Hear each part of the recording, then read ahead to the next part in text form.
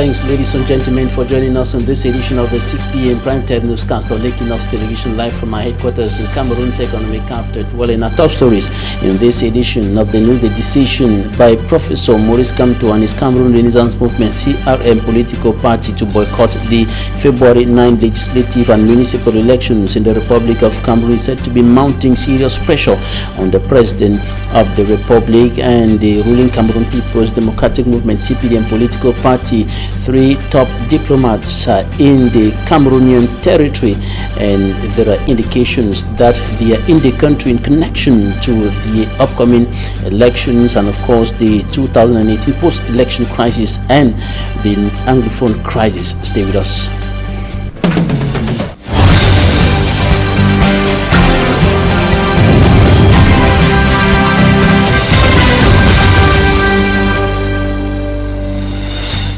Thanks, dear viewers, for joining us on this edition of the news. I am Bable Jonathan. We begin with election news, streaming into our newsroom from the southwest region of the country. As of now, only two political parties, notably those of the opposition, have sent in the files of the candidates for the municipal and legislative elections of February 9, 2020 at the level of the regional office of elections. Cameroon in the southwest regional chieftain Boya, the southwest regional office of elections.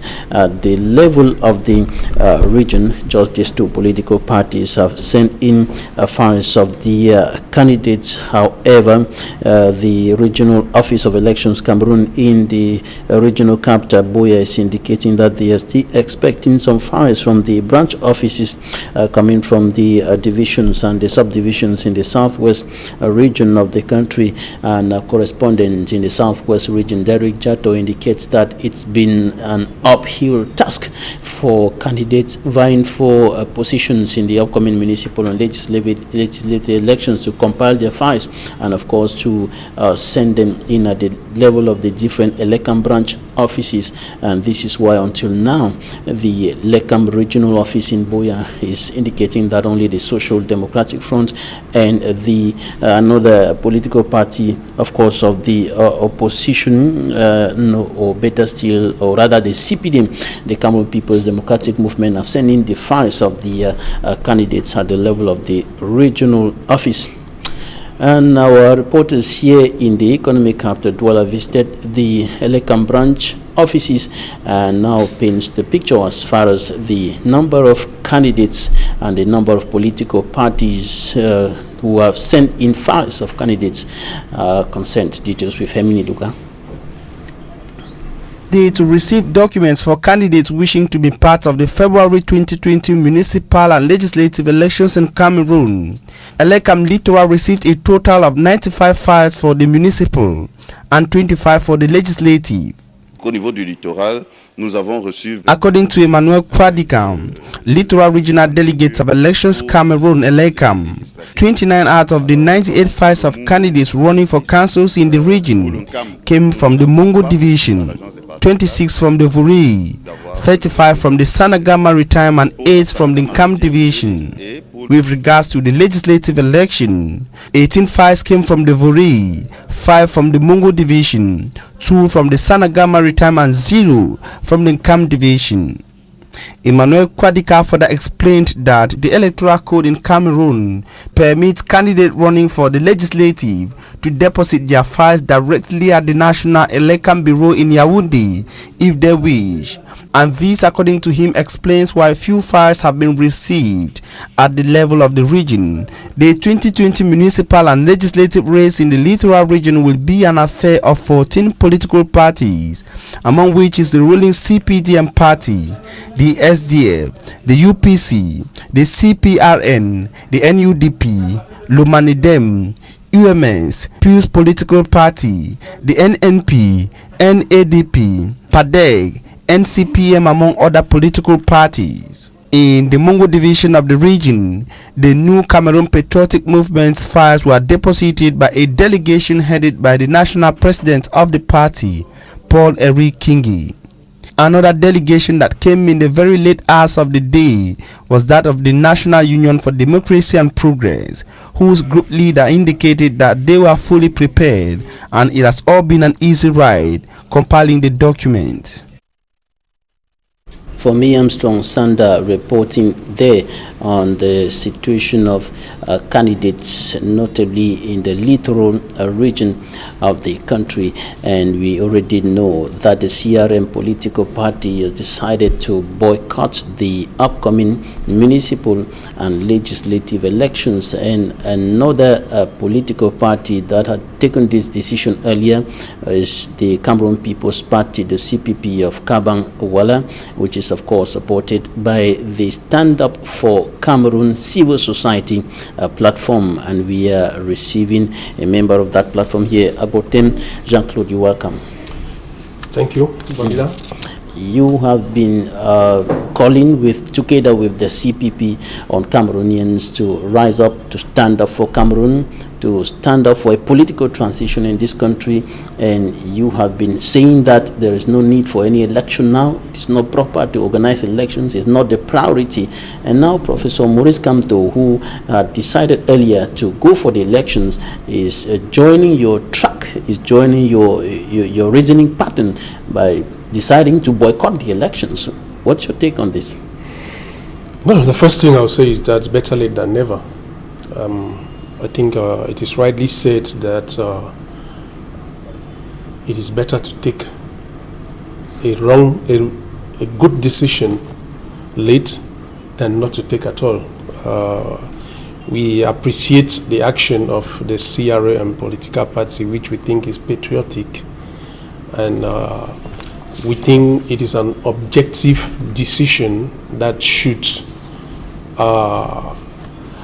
attract the enrollment of every Cameroonian, every patriotic Cameroonian that is fighting for the development and for the forging ahead of our country. It is obvious that the Biya regime cannot provide solutions to the predicaments of Cameroon, and as a result, we all as Cameroonians must stand up to push for the long-awaited political transition.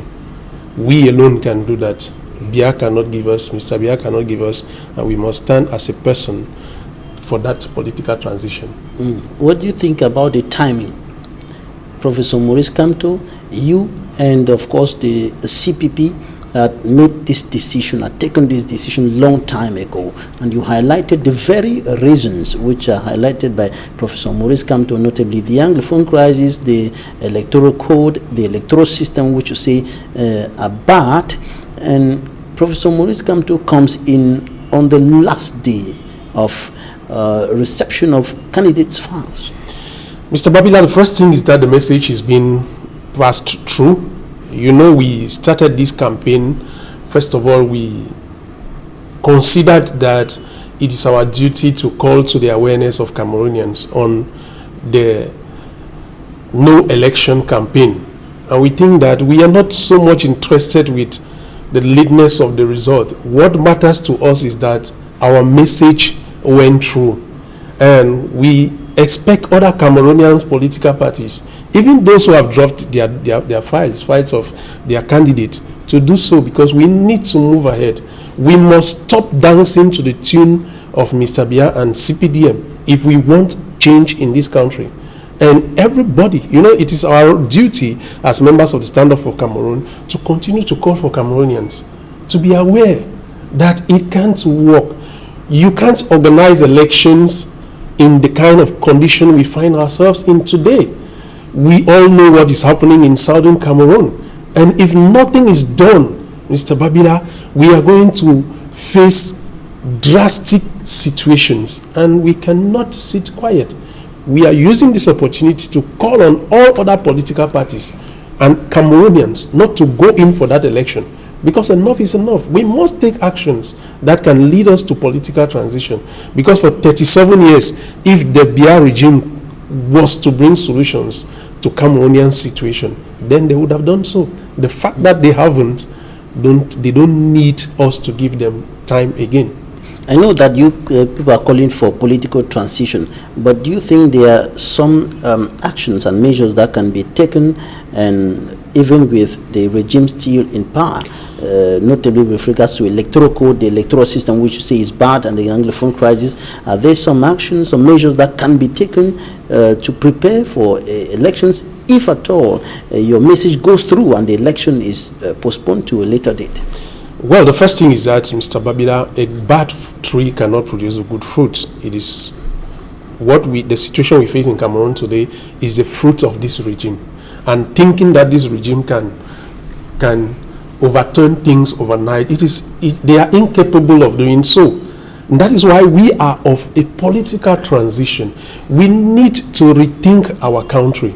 You must bear with me that the situation in southern Cameroon puts into question the form of the state, the way the state is being managed. We must put that on our consciences. We must not just do as if everything is moving on. Secondly, the electoral code, that does not guarantee free and transparent election. When we talk about free and transparent election, there must be freedom of speech. And you bear with me that you guys reported on your media that members of a political party in Tico held their meeting to decide who was supposed to go for election or not, and they were being chased. This is the climate we find ourselves in, and we want to go in for election. What kind of election? When you can express yourself, when you cannot even talk, and you call that election, the Biya regime cannot do anything. If they could have done so, they would have done so. A bad tree cannot produce good fruits. Expecting that this regime can overturn things. No, come. You must understand that there are two things that keep this regime: the electoral code and the military. These two, they cannot. We alone, as Cameroonians, can push them to allow us move onto a peaceful and non-violent political transition. That is the solution. Agotem Jean-Claude, member of Stand Up for Cameroon, thanks for coming to edify our viewers. Thank you so much. On to something else now. The situation remains critical and of course disturbing in the two Anglophone regions of the country as a result of the socio-political and security crisis that has been deepening for close to 3 years now. Killings continue, destruction of properties continue, and of course abductions and other atrocities are still being committed in those two regions. But in some parts of the northwest and the southwest regions of the country, there is an apparent return of peace and normalcy as a result of the peace initiative undertaken by the Prime Minister, Chief Dr. Joseph Tunguti. And one of such localities is Tabikeng in Kambe and the whole of Kambe subdivision in the Ndonga Mantum division, northwest region of the country. Immaculate Fogwe has more. Many schools in the Anglophone regions of Cameroon have not been operational since the start of the ongoing Anglophone crisis.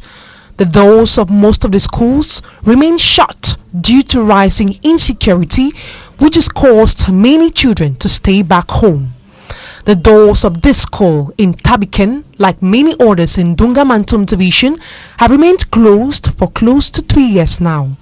After peace crusaders sent by Prime Minister Chief Joseph Tunguti stormed the locality explaining the recommendations of the major national dialogue and the necessity for everyone to work for peace in Anglophone Cameroon, violence, killings, destruction of properties have apparently reduced in the locality. Some pupils, students and teachers who have been at home since the start of the academic year have gone back to their different classrooms.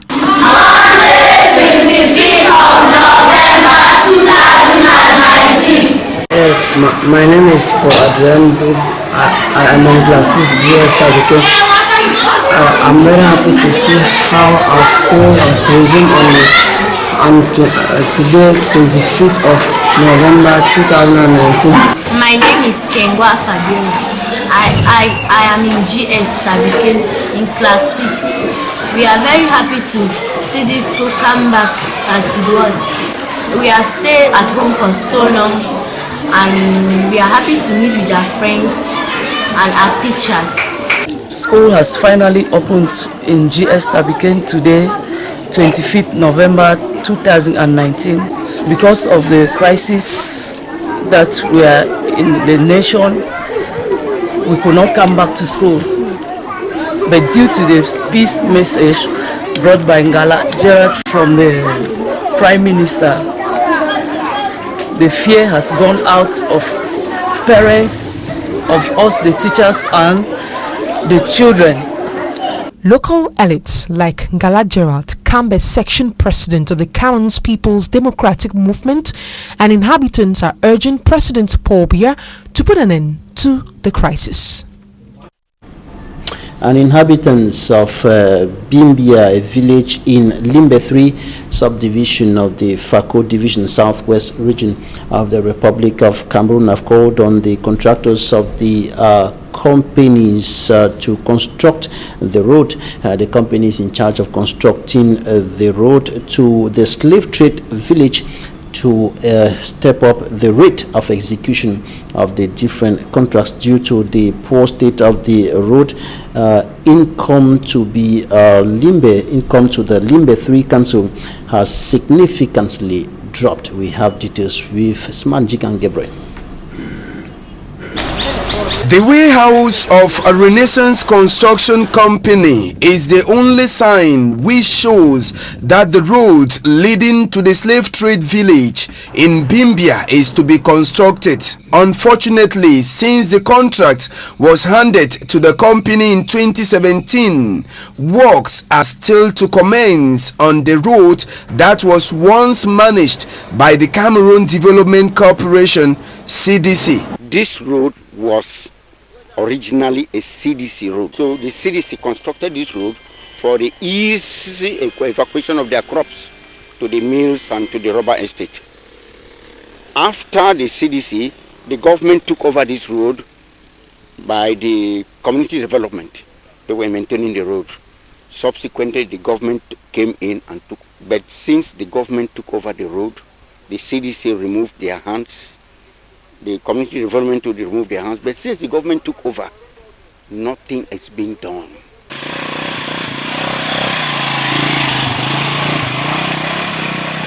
The road that many had expected to be completed by now is still not ready, as the road remains a veritable nightmare for road users. Fortunately, we got information that in 2017 that the road had been given on contract, and we were happy. We were jubilating. Now it's dry season.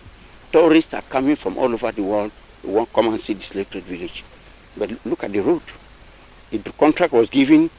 The contractor has not been able to do anything. We wrote, and they said the contract was suspended because of the socio-political situation in the country. But we said no. So we wrote March this year, and they lifted the ban. We had meetings with them, with the director of roads. They agreed that September they are going to start the work. They came here and they constructed what you see there, that the equipment will be packed there.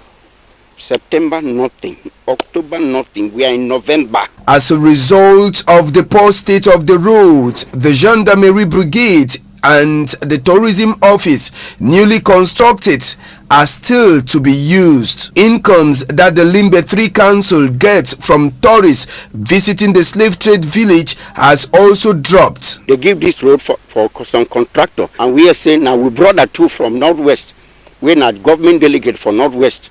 Now get the contract. With the unkept promises received by the inhabitants of Bimbia village, they believe that if work doesn't start immediately on the road, the result of the upcoming election from Limbe 3 subdivision might be negative for the ruling political party.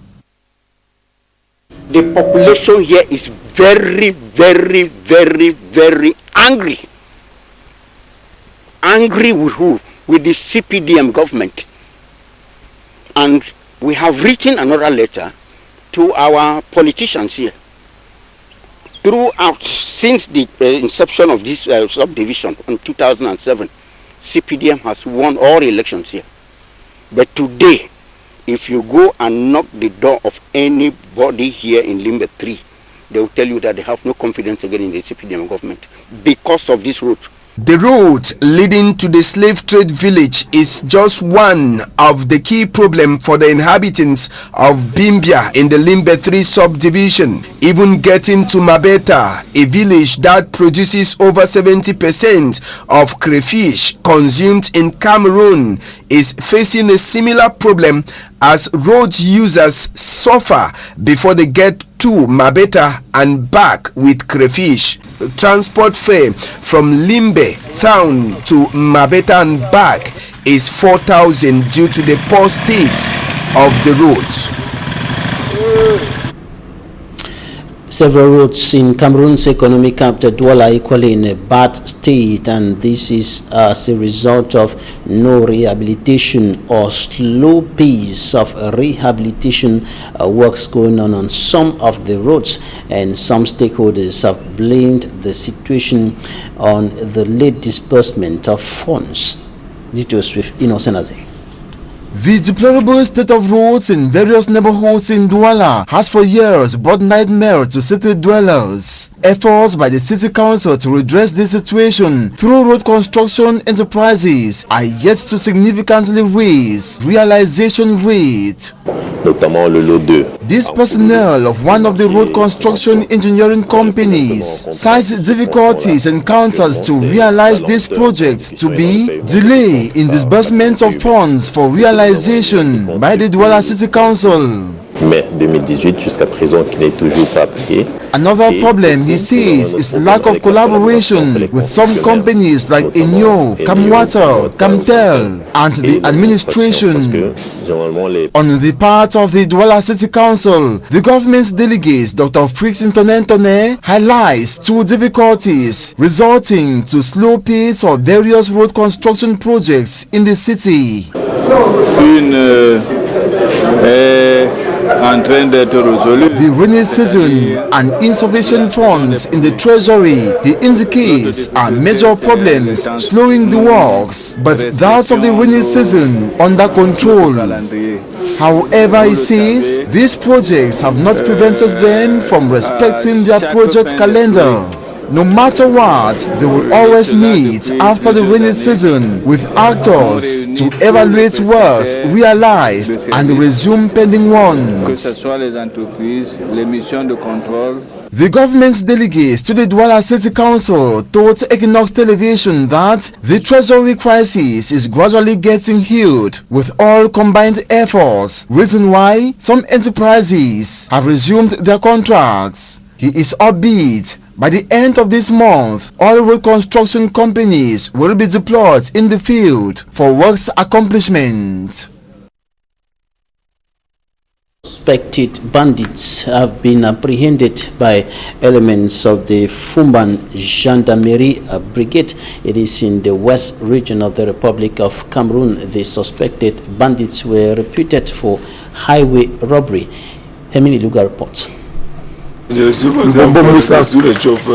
he wept.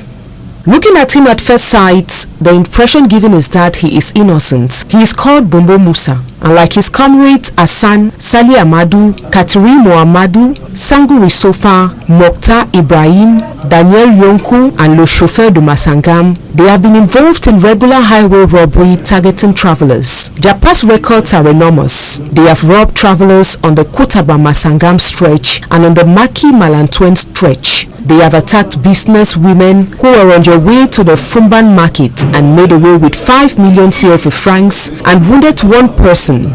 And as if it wasn't enough, they have robbed Mamenam village occupants and dashed into the thin air with a sum of 3 million CFA francs, leaving one lady seriously wounded by bullets. Their regular operations has made life tough for persons living within the Noon division in the West region. Having them apprehended brings much relief. Japari Drisu is the head officer of the Fumba National Gendarmerie. He ensured the track down of the gang. Déjà le 8/11/2019, un groupe de 4 individus ont attaqué. Officer Japari Drisu recounts here the field operations of the Fumba National Gendarmerie, which ensured the apprehension of the gang while mentioning their act of robbery. He states that they will all be judged at the military tribunal. Tous seront déférés au tribunal militaire. while the apprehended gang is to face legal questioning and sanctions once proven guilty. It is reported that the lady who was shot by one of the gang members is currently undergoing intensive medical care at the Bafoussam Regional Hospital.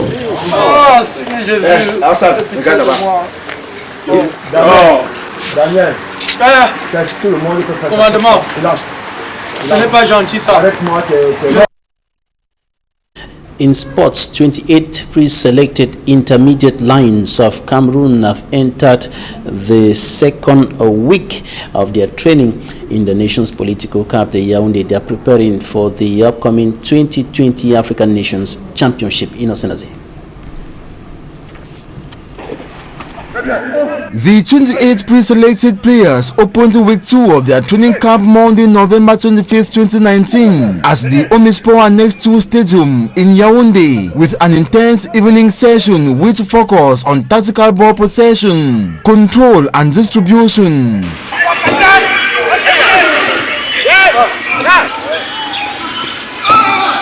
The second week of the 2 weeks campaign will be defining for Coach Yves Clement Aroga and his collaborators, who will be deciding on which players they will be retaining for the next training camp.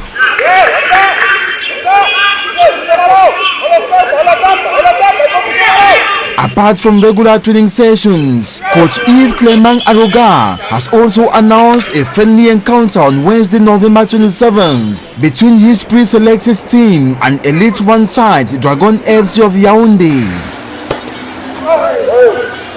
The ongoing training camp from November 18th to December 1st, 2019, it should be recalled, is the first phase of preparations ahead of the African Nations Championship (CHAN) Cameroon 2020, programmed for April the 4th to the 25th.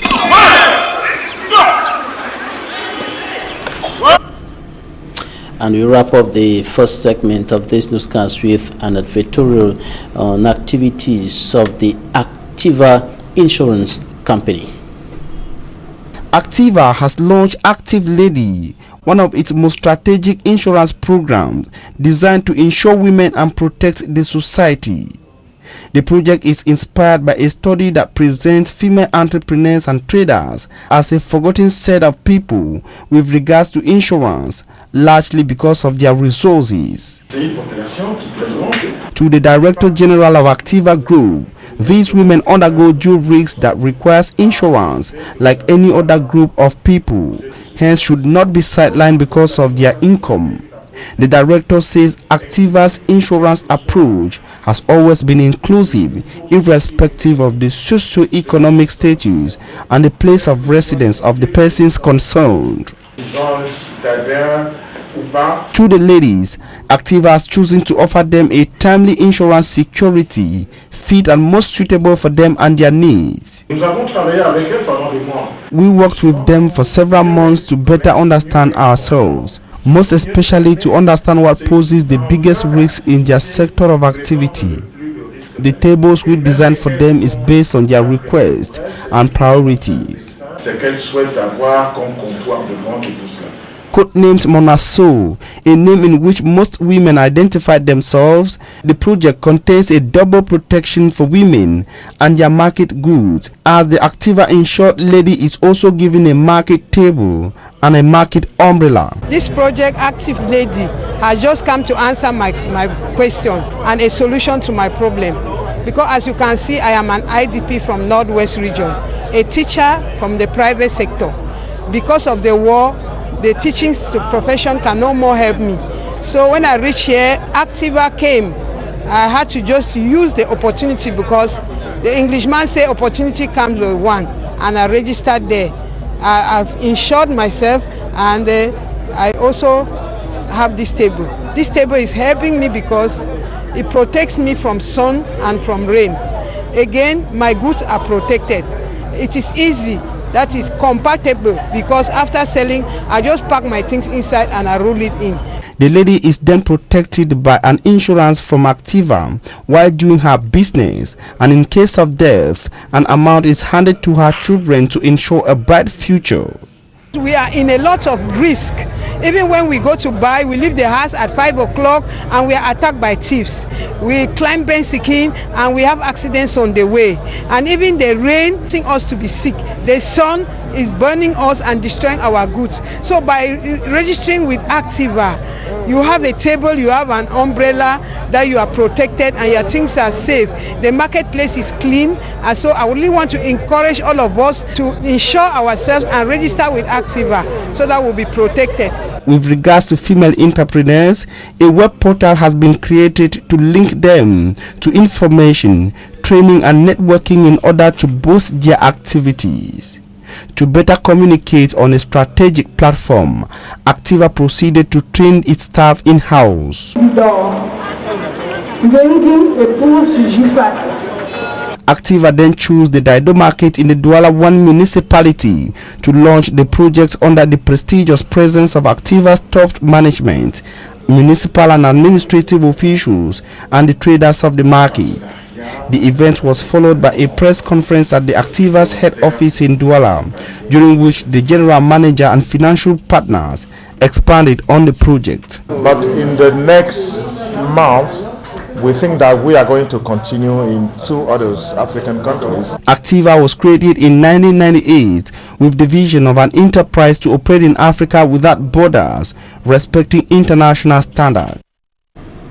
And before we receive our guests in Talking Point, I told you in the headlines that 3 top diplomats are in the country, and according to information at our disposal, they are said to be in the country in connection to the Anglophone crisis, the October 7, 2018 post-election crisis, and of course the upcoming municipal legislative elections billed for February 9, 2020. I'm talking about the president of the African Union Commission and the Secretary General of the Commonwealth, as well as the Secretary General of the International Organization of La Francophonie. Meet our guests in Talking Point.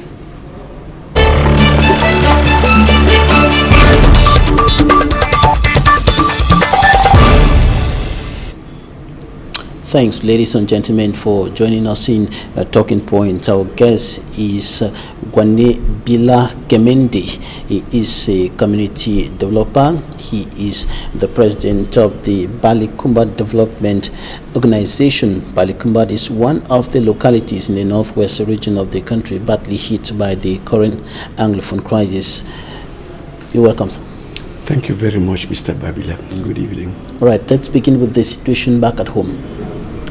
The situation back home is devastating, and it is deepening. So things will never be the same again, because it has taken too long. The crisis has taken too long. But what I tell my people, the villagers that I deal with, I tell them, after a crisis, after destruction, there is always construction. So I keep on singing that in their ears, that when we destroy, we later on construct. So we should not relent in our developmental efforts. How much of human and material destruction has taken place in Balikumba? Balikumba is in one of the Anglophone regions, and what has happened in Balikumba, what has happened elsewhere has also happened in Balikumba. Houses have been destroyed, property has been destroyed, farms have been destroyed. We've lost lives. There have been killings in Balikumba. Old women have been burnt in their house with kids. So I believe Balikumba, as any other village in the Anglophone part of Cameroon, needs particular cleansing, spiritual cleansing, before moving forward. Many people, the young, the old, children, mothers, fathers, have also been displaced by the crisis. Exactly. That's why I say similar to the other Anglophone areas. The same impact that it has in the other Anglophone areas is even worse because of the location. There's bush everywhere, the roads are bad, there is suspicion, there is insecurity. People are scared of each other because they don't know who is a spy and who is not a spy. The villagers are living in panic. You can't believe it. Communication is very difficult. To get to them is not easy. To convince them It's not easy because they suspect everyone. Everyone has become a suspect. You're the president of the Balikumbat Development Organization. What is the impact of the crisis on development of the locality? It's been three years now that we haven't held any developmental meeting because the environment is not conducive, because there's security, and for the first time we are holding our AGM out of the village. So the AGM is scheduled here in Douala on the 30th of November, a Saturday this week. We are unable to go home. And if you call an AGM back home, the attendance will be disappointing. That's why we have decided, we resolved in our next meeting to hold it out of Balikumbat in a neutral ground like Douala, precisely at the Lycée Polyvalent of Bonaberi. And you're struggling to put together some financial resources to develop the community and also to help the IDPs. How many persons approximately do you intend to meet? How many IDPs have you been able to identify from the locality of Balikumbat here in Douala and elsewhere? We went out for a census through my coordinators in the western zone, in the center zone, in the littoral zone, and even in the northern zone. We went out for sensitization, and I asked my coordinators in these various zones to identify the IDPs, because my approach, my assistance to the IDPs, I'm going to use a completely different approach. I want to teach them how to catch fish and eat, rather than giving them fish to eat. That will not take time. So I'm embarking on micro projects. We're ready to finance micro projects from 50,000 francs to the tune of about 250,000, 300,000 francs, to help them settle where they are, to help them create micro projects that can take care of their needs while waiting for the crisis to get over. In the meantime, many of them are living in very difficult conditions. Very, very difficult. Very, very, very difficult. They are all over. They are all over. In the Western province, it's disastrous. Center province, no lodging facility, no health facility. They don't even have the means to buy medications. So they are living in a very ridiculous situation. I've been trying to give my own assistance at the level of the littoral region, but with my limited resources and the limited finances that we have, I cannot meet up, because there are about 1,000 something here in Douala. In the Western province, there are about 2,000 of them. In the Central province, in Yaoundé, you have about 200, 300, 500 of them. So our main objective of holding this AGM here is to raise funds and see how we can assist these IDPs in our own modest way. Why not even assist the other tribes? We're not just doing it for the Balikumbat community, we're doing it for the entire nation. If we have a little bit more than what we need, we'll still share with our brothers in the other regions. And the people have been calling for an end to the killings, the destruction of properties, and all the atrocities that is being committed in their locality. When you look at the present situation on the ground, when you look at the number of people or the section of the Anglophones who are the extreme, saying that we don't want anything, nothing is going to solve this problem except a restoration of the independence of the former Southern Cameroons, and some moderates are saying, okay, decentralization if applied can work, federation if applied can work, special status can solve this problem. Do you think that this problem can find a solution in any of these options? I believe a solution can be found, but the unfortunate thing is that the one person or some privileged ones are having the knife and the yam, and for one reason or the other they don't want to solve the problem. The first thing is, when there's a problem, you identify it. What is the problem? Don't just look at the immediate cause of the problem. Go right back to the roots of the problem, and then stop the killings, stop the confrontations. I believe if there's a ceasefire, things will work. Then I have an impression that the entire nation has been soiled with blood of children, the blood of old women, the blood of our fathers, and we haven't given them a befitting burial. With that traditional aspect of it, their spirits are roaming. They haven't got to their destinations. So I believe there should be a spiritual cleansing, and before this spiritual cleansing, there should be a ceasefire. The unfortunate thing is, it's only the government that can decide on it. And if there has to be any peace talks on this Anglophone crisis, I believe it should be out of Cameroon, because our country has dirtied its hands nationally and internationally. That's what I think personally. It should take place out of Cameroon. Yes, Cameroon needs cleansing, spiritual cleansing, because the killings are still going on. The killings are going on daily basis. There's confrontation. People are not at ease. So I believe the government should choose a neutral ground. Out of Cameroon. Out of Cameroon. It's no longer an internal problem. But recently there was a major national dialogue which brought together stakeholders, leaders from across the board and from out of the country, who discussed this matter and came out with one of the major recommendations, a special status for those two regions. Do you think this was a fruitless meeting? Because you're calling for another meeting out of the country. Oh, well, in my own opinion, those people who were chosen, those who were in the major national dialogue, they are not the representatives of the people. They are just, what will I say? I'm not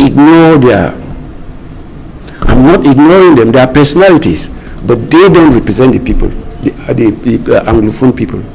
They were just handpicked because of whether spiritual leaders, elites, but they are not the representatives of the Anglophone people. They need to get their own representatives, talk together, dialogue together, and they will find a solution. But if so long as they are not representatives, they will not know the real problem. The representatives, you are referring to who? Those who are in jail, Sisi Kwayo Tabe, Mancho BBC, Penterence, and the others?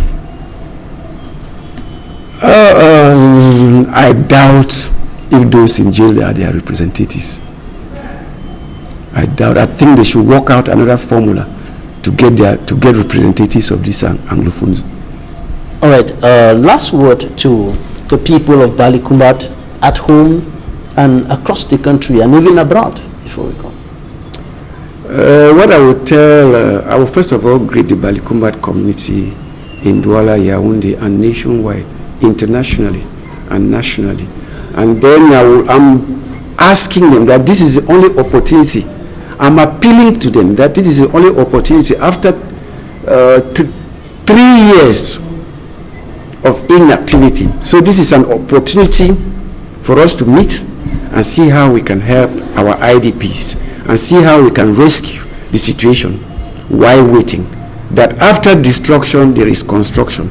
Nobody should relent in developmental efforts, because after destruction, there will always be construction. Kwanibila Kemendi, you are the president of the Balikumbat Development Organization, and you're a humanitarian. Thanks for coming. Thank you very much, Mr. Kabila. Thanks, ladies and gentlemen, for staying with us. That's it for today.